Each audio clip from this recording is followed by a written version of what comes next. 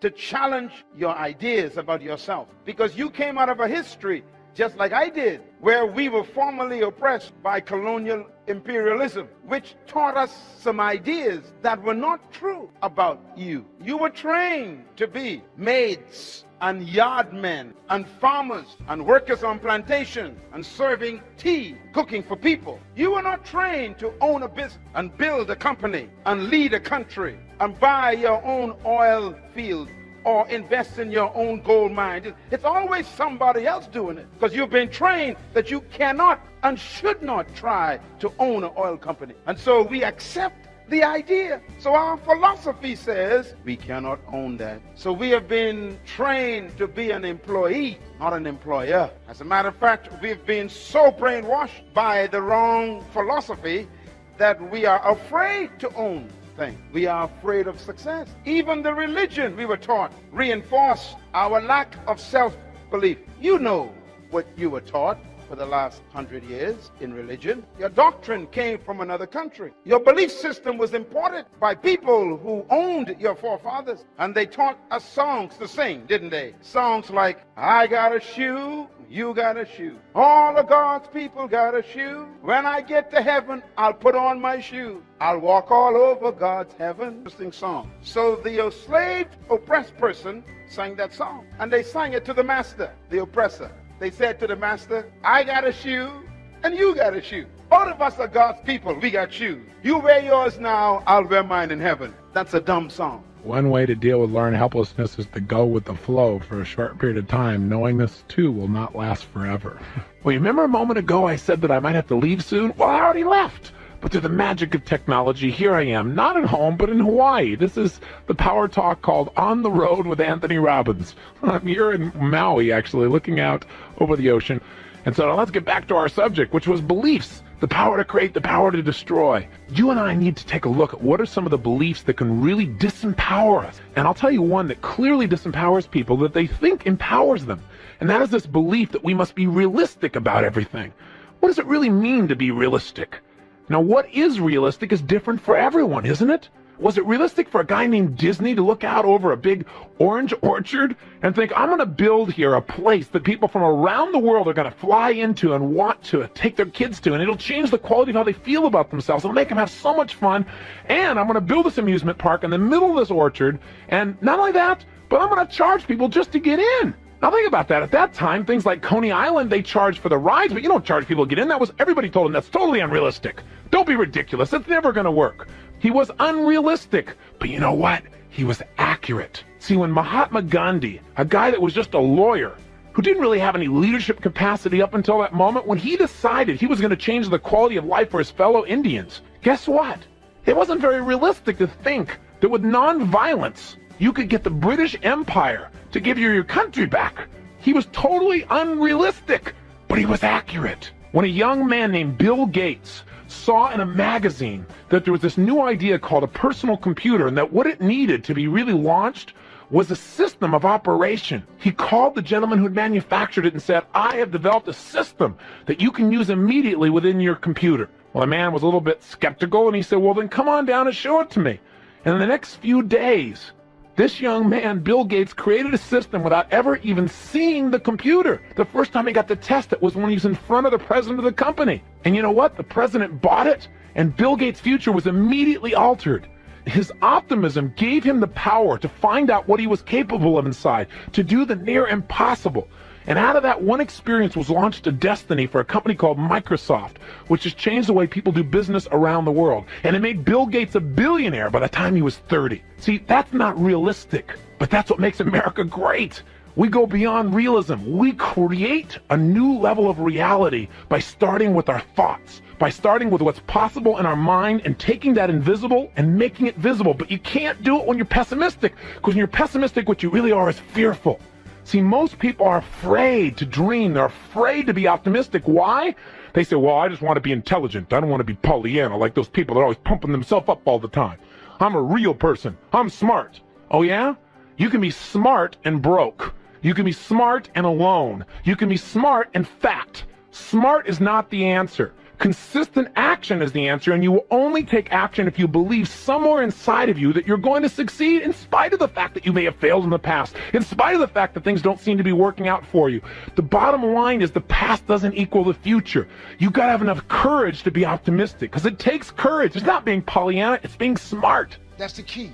You have to believe in something that you can't see. You have to believe when you don't see no way how. You have to buckle down and keep believing. God is always coming. Here's the deal. The moment you ask God for something, he boxes it up and he ships it to you.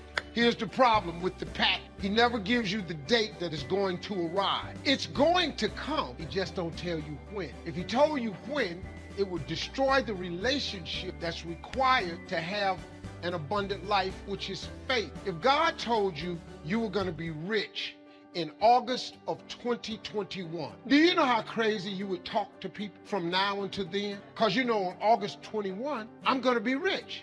But he don't tell you when the package is going to arrive. So here's the deal. He wants you to stay in faith to receive the package, because he only delivers to faith. If you step off over here to I don't see how Boulevard, he don't ship. If you get over here to I don't see how Cirque does not ship, he only sends the box faith. So when he sends it and you'd have moved off faith, the package got to go back. It's just like UPS or the post office. If they send you a box and you ain't home, they take it back. That's how it works, man. Let me tell y'all something. Being successful is not a magic. You just have to learn the principle. I got nothing like that to tell you. I didn't finish school. I flunked out. I'm on my third marriage. Lost everything I've owned twice. Been homeless, lived in the car. I am telling you, your education ain't got nothing to do with it. Education ain't in the Bible. Emory is not in the Bible. It ain't Harvard. Look, fine.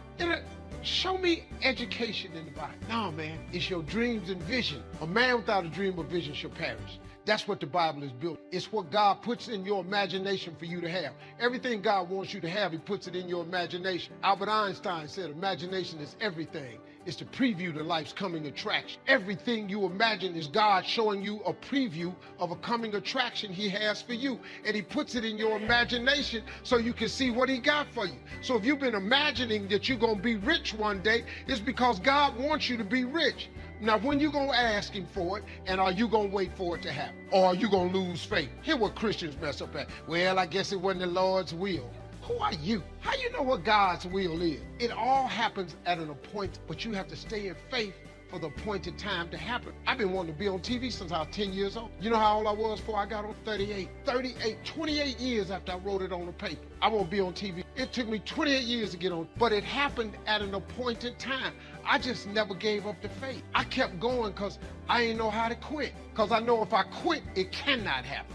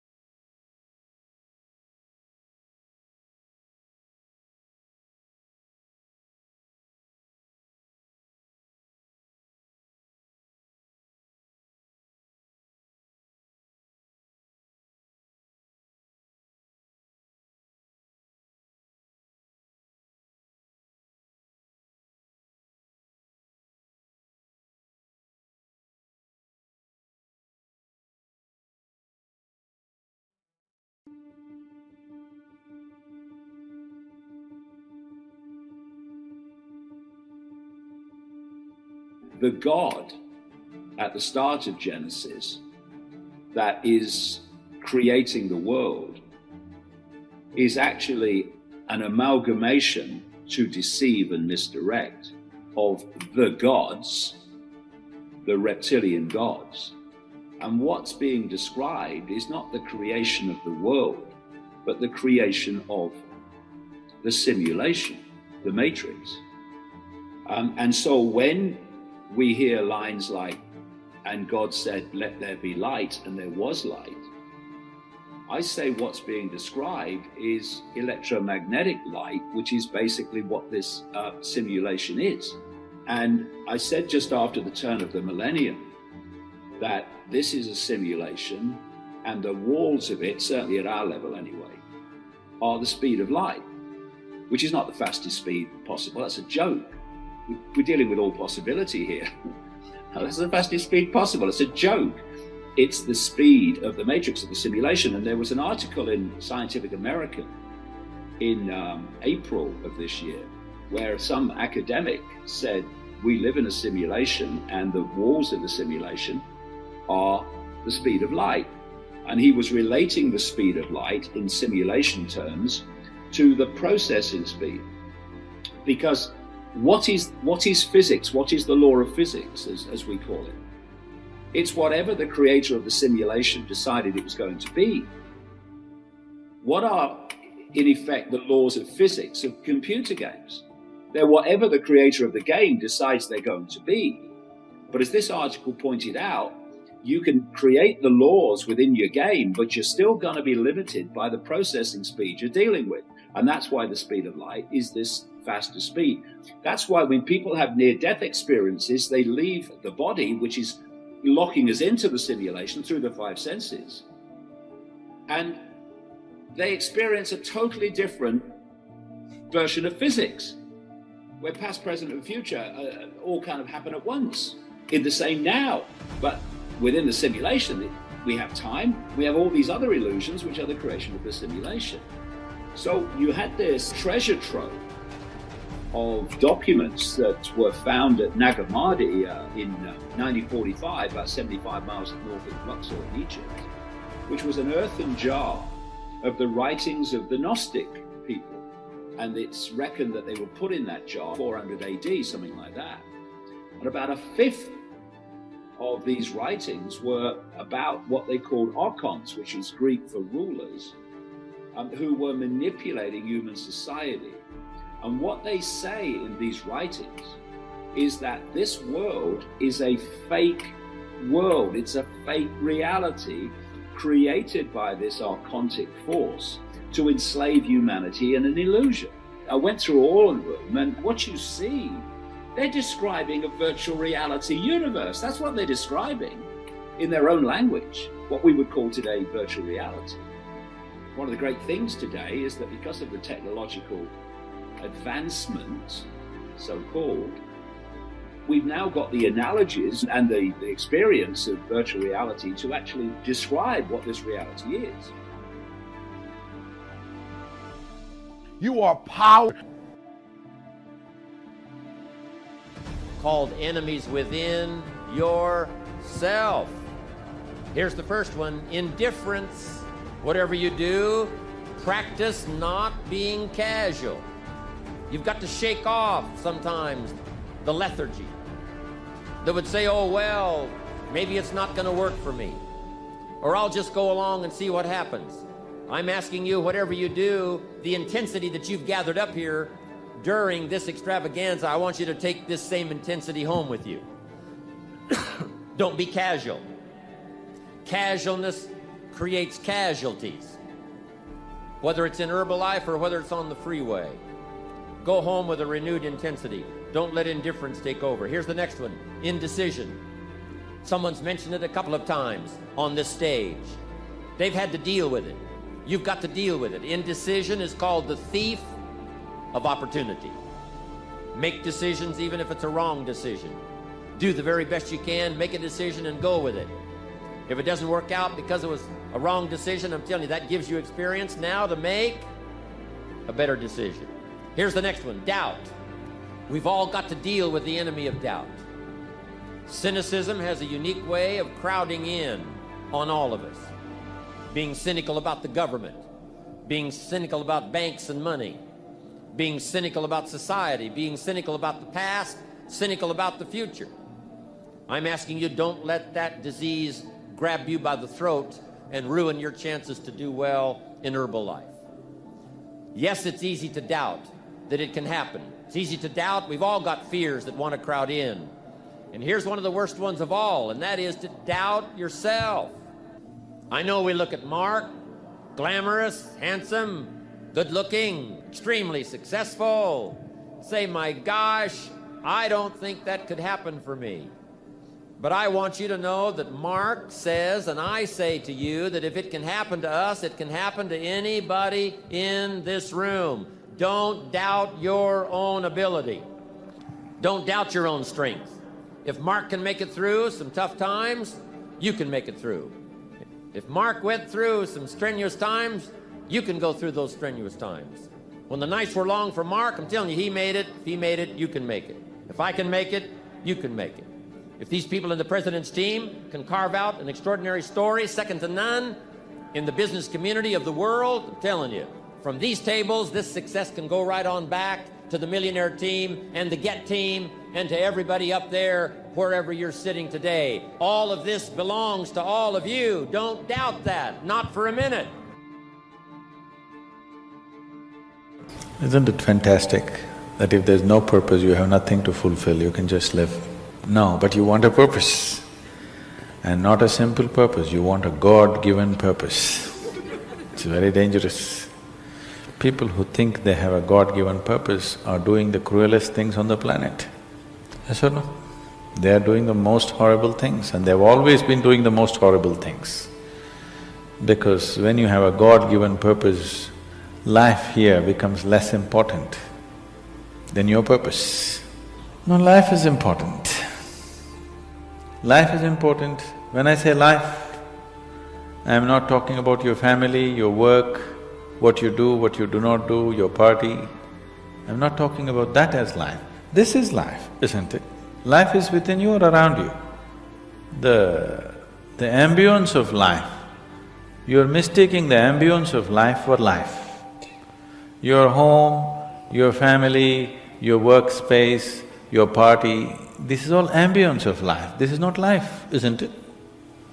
Yes or no? You're mistaking the ambience for the real thing. No. Life is important because it's the only thing you know. You don't know anything else. Do you know something else? Rest is all imagined stuff, isn't it? The only thing is that this is beating and alive, and that's all there is. So is this important? It is of paramount importance. Not you as a person, that's not important. But you as a piece of life, it's very important. Because that is the basis of everything. When I say that is the basis of everything, the universe exists for you only because you are, isn't it? Yes or no? The world exists for you only because you are, otherwise it wouldn't exist in your experience. So, in every way, this is important. So what is the purpose for this? See, if you had a purpose and if you fulfilled it, after that what would you do? After that what would you do? Bored, isn't it? It is just that life is so intricate and so phenomenally intricate that if you spend 10,000 years looking at it carefully, you still will not know it entirely. If you spend 1,000,000 years looking at it with absolute focus, still you will not know it in its entirety. That's how it is. Is there a meaning to it? The greatest thing about life is that there is no meaning to it. This is the greatest aspect of life, that it has no meaning to it and there is no need for it to have a meaning. It is the pettiness of one's mind that it is seek a meaning, because psychologically you will feel kind of unconnected with life if you don't have a purpose and a meaning. People are constantly trying to create these false purposes. Now, they were quite fine and happy, suddenly they got married, now the purpose is the other person. Then they have children, Now they become miserable with each other. Now the whole purpose that I go through all this misery is because of the children. Like this it goes on.